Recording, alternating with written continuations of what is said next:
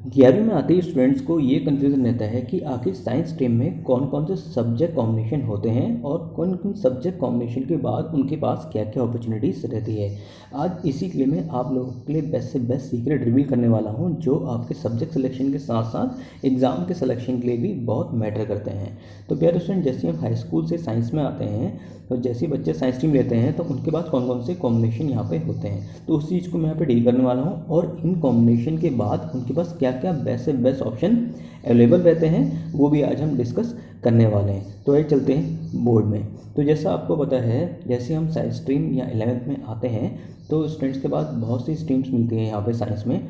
सबसे पहले स्ट्रीम यहाँ पे डिस्कस करेंगे पीसीएम की, ठीक है, फिजिक्स केमिस्ट्री और मैथ्स, ठीक है। ये ज़्यादातर स्टूडेंट चूज़ करते हैं। उसके बाद आता है आपका जो बायो ग्रुप के स्टूडेंट होते हैं वो पीसीबी चूज़ करते हैं। और तीसरी स्ट्रीम आती है, तीसरा सब्जेक्ट कॉम्बिनेशन आता है यहाँ पे पीसीएमबी, यानी physics chemistry maths and bio. Psychological देखा जाए तो ये सबसे बढ़िया और सबसे बेस्ट कॉम्बिनेशन माना जाता है, ठीक है। तो पीसीबी उसके बाद है और देन उसके बाद पीसीएम, ठीक है। ये फिजिक्स केमिस्ट्री मैथ्स और बायो लेते हैं तो इसमें आपके पास बहुत सारे मल्टीपल ऑप्शंस होते हैं और बहुत सारे जो रास्ते होते हैं वो खुल जाते हैं। अब बात करते हैं कि आखिर पीसीएमबी और पीसीबी और पीसीएम में कौन कौन से एग्ज़ाम्स आपको बेस्ट से बेस्ट तरीके से मिल सकते हैं और कौन कौन सी अपॉर्चुनिटीज़ होती हैं इन ग्रुप्स में। सबसे पहले बात करेंगे यहाँ पे पीसीएम में, यानी फिजिक्स केमिस्ट्री और मैथ्स। इसमें सबसे पहले आपका आता है यहाँ पे जेई का, ठीक है। जेई के बाद आपका यहाँ पे आएगा डिफेंस सर्विसेज।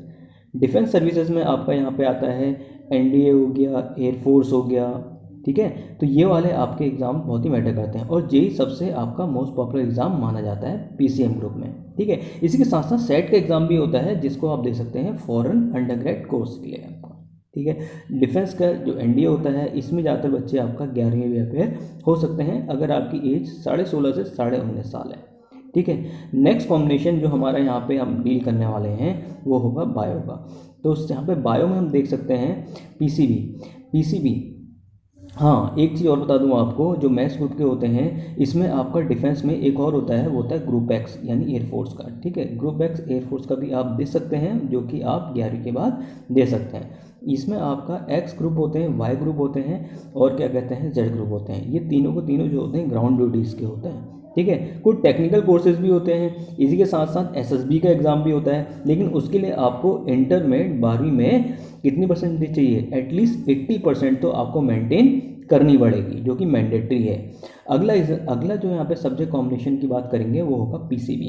पीसीबी में सबसे मोस्ट पॉपुलर एग्जामिनेशन आता है मेडिकल लाइन में, जो होता है आपका नीट, जिसमें आपको काफ़ी इस बार अभी काफ़ी पॉपुलर रहा किस मामले में कि धांधली हुई और काफ़ी आपका इन्फ्लेशन देखा गया रैंक्स में।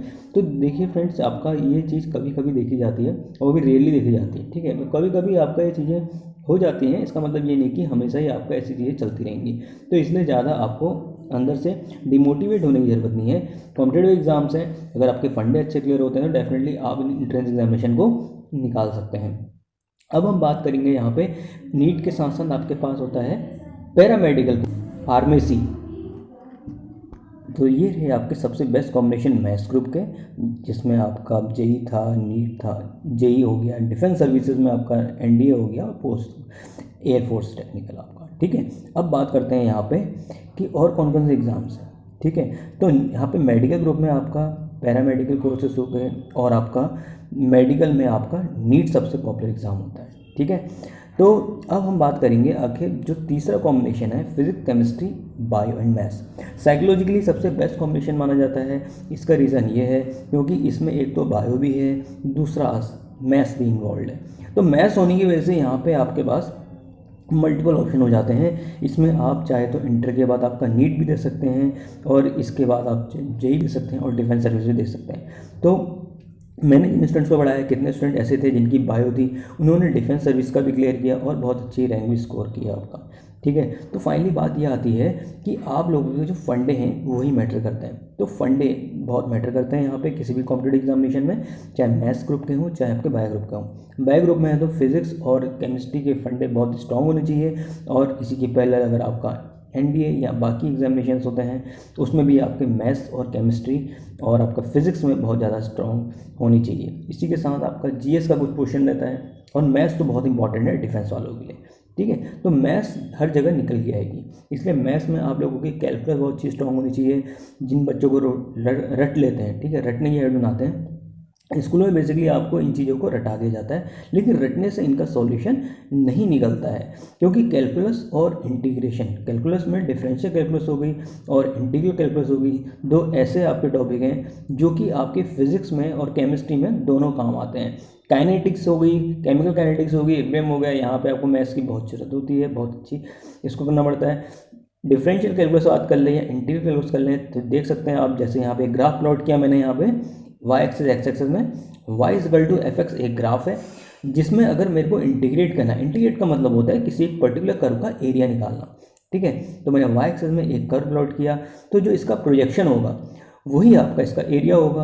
अब इसका एरिया निकालने के लिए हमें क्या करना पड़ेगा, यहाँ पे इसमें एरिया निकालने के लिए हमें सबसे पहले एक स्ट्रिप लेनी पड़ेगी, एक कंटिन्यूस कर्व लेना पड़ेगा, ठीक है। तो मैंने क्या किया, इसकी एक स्ट्रिप ले ली, ठीक है, dx थिकनेस की एक स्ट्रिप ले ली, ठीक है। तो यहाँ पे हमने क्या किया, इस स्ट्रिप को हम रन करा देंगे x इजिकल टू 0 से लेके x इक्वल टू n तक आपका, ठीक है।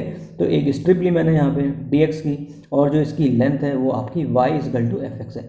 तो इसका एरिया निकालना है, तो कितना हो जाएगा, y इंटू डी एक्स, जो कि रेक्टेंगुलर स्ट्रिप है, तो रेक्टेंगुलर स्ट्रिप का area y into D X होगा, y equal to F X है, तो F X into D X आपका इसका कंप्लीट एरिया हो गया। और इसको इंटीग्रेट कर देंगे, लिफ्ट सबसे पहले कहाँ होगी, 0 फ्लोर में होगी, यानी x इक्वल टू 0 पे होगी। उसके बाद जब 4th या nth फ्लोर में जाएगी तो आपका उसकी फाइनल एरिया कैलकुलेट हो जाएगा, क्योंकि ये स्ट्रिप है, ये मूव करेगी x इक्वल टू 0 से लेके x इक्वल टू n तक। तो इस तरह से हम इंटीग्रेशन को अच्छे से अच्छे ईजी तरीके से समझते हुए आगे कर सकते हैं। एक बात हमेशा माइंड में रखिए कि जो कैलकुलस होती है, चाहे इंटीग्रल हो चाहे डिफरेंशियल हो, दोनों ही आपके कंटिन्यूस कर्व में लगती है। अगर कर्व डिसकंटिन्यूस है तो वहाँ पे आपका कैलकुलस का कोई भी रूल फॉलो नहीं होता है, ठीक है। तो कैलकुलस केवल आपका कहाँ पे लगती है, कैलकुलस आपका केवल कंटिन्यूस कर्व में लगती है, तो जिसकी हेल्प से हम ईजी तरीके से टफेस्ट प्रॉब्लम आसानी से सॉल्व कर सकते हैं, ठीक है। तो इसके साथ साथ अगर हम डिफरेंशियल कैलकुलस की बात करें, जिस तरह इंटीग्रेशन में एक छोटी सी स्ट्रिप ली जाती है, उसको इंटीग्रेट करके कंप्लीट कर्व का एरिया निकाला जाता है, उसी तरह आपका डिफरेंशियल कैलकुलस में हम यहाँ पे डिफरेंशिएट कर देते हैं एक कंप्लीट कर्व को छोटी छोटी स्ट्रिप में। अगर आपको बेस्ट से बेस्ट लेक्चर चाहिए, कंटेंट चाहिए, मैगजीन चाहिए या आपका स्टडी मटेरियल चाहिए, तो उसके लिए आप दिए गए नंबर पर कॉन्टैक्ट कर सकते हैं, जो कि 81268061 अपने कमेंट करना ना भूलिए। जय